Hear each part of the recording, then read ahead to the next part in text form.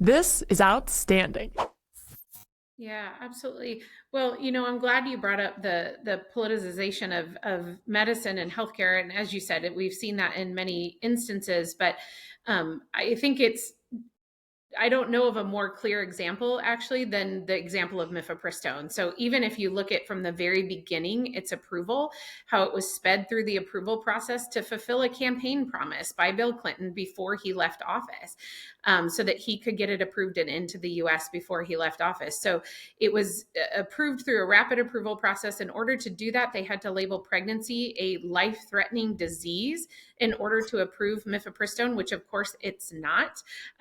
In fact, it's a sign that a woman's body is functioning in the way that it is supposed to function if a woman becomes pregnant. So the political push started there, but when it was approved, the people approving the drug recognized that it had inherent severe potential side effects. And so because of that, they only approved it with certain safeguards in place, which later became known as REMS. Some of those safeguards were that it was only approved through 7 weeks of pregnancy. A woman had to have 3 in-person visits. She took this drug. So 1 in-person visit before she was given the drug, and then 2 in-person follow-up visits to ensure that she wasn't having complications and to ensure that she had completed her abortion. It had to be dispensed by physicians only. And all adverse events, any side effects, any adverse outcome had to be reported to the FDA. These were the safeguards that were put into place to try to mitigate the complications. And those remained in place until 2016, when, again, in another political move under the Obama administration, the FDA made really sweeping changes to those safeguards. They expanded the use of the drug up to 10 weeks of pregnancy from 7 weeks, even though they knew, based on the original studies that were done, that once you got to about 8 weeks of pregnancy, the rate of complications related to these drugs started to exponentially increase.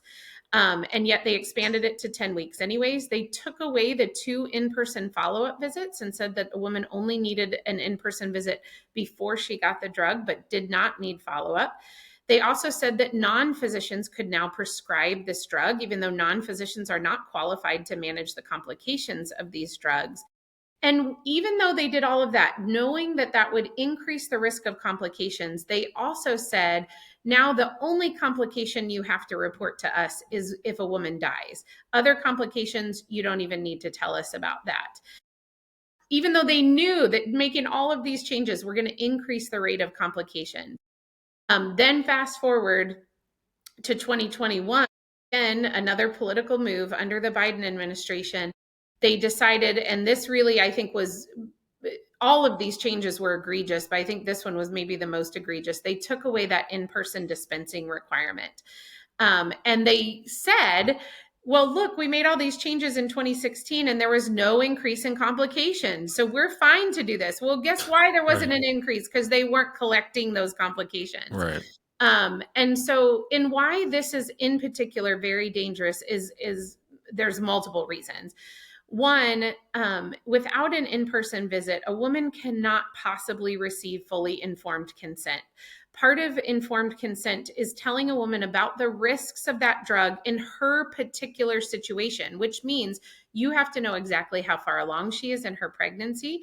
We don't know how far along women are if they're just getting online. Without an ultrasound and without an in-person exam.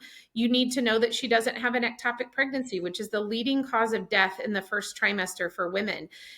This is something that kills women in this country still, even with good access to medical care. And it's particularly dangerous in this situation because the symptoms of a rupturing ectopic pregnancy, which can lead to her death within a matter of hours, are the same symptoms as a woman experiences when she is undergoing a chemical abortion. And so that means that if she has those symptoms, but she's taken these pills, she's going to think those are normal symptoms related to her abortion. And she'll stay at home and lose crucial minutes and hours that could be the difference between life and death for her. We also can't ensure that we know who these drugs are going to when a woman is not coming in person. And we've already seen the fallout from that, as Mary referenced at the beginning. Abusers who are forcing abortions on women who don't want them because they're getting these pills online and they're putting them in their girlfriends or their wives' drinks, or forcing them on them. So there's a number of reasons why this is dangerous. And then women don't have follow-up care. This is pure patient abandonment. It would be medical malpractice in any other aspect of healthcare. There's nobody else who would get away with handling quote unquote medical care this way. So these are all the reasons why it's dangerous and where we're to now. This is outstanding.